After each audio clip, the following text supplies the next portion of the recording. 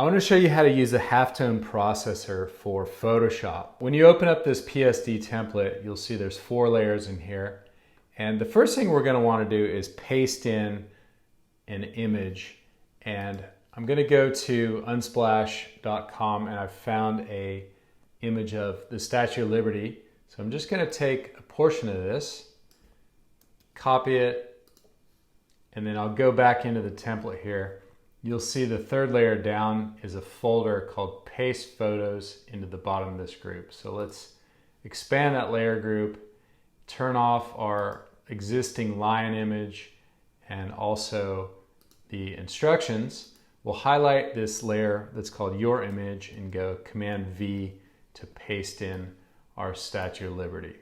And you'll see it automatically has a halftone pattern applied to it. What we can do here is we can change the halftone pattern. We can also scale the halftone pattern. So this one is kind of like a dot grid. So we could go in here and change the scale of that dot grid. Or let's say we wanted angled lines for our halftone pattern. And if we want to change the scale of this, we just double click on this layer thumbnail here, go in here and change the scale of the pattern up or down. And I think that looks good. The last thing we're going to want to do is let's go into the colors. So just double click on this layer thumbnail.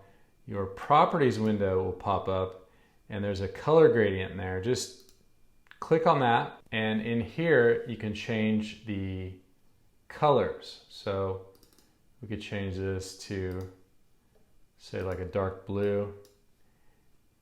Click OK, and then we'll change the yellow to light blue.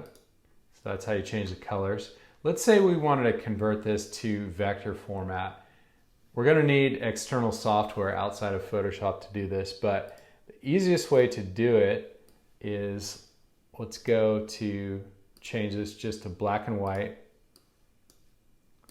And then we can export this image as a PNG, a JPEG, a TIFF, or we can just select all, and then on Mac you go Command-Shift-C, on PC you go Control-Shift-C. That's a copy merged.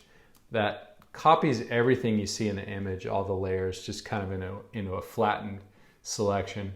And we'll go into Adobe Illustrator, paste in that image, and then we can actually just use the default image trace settings. Does a pretty good job. And let's click expand and then double click on this to isolate it. Select some of the white, select same fill color, hit delete. And now we just have the black vector image left over. So that is how to use the Halftone processor for Photoshop. Thanks for watching.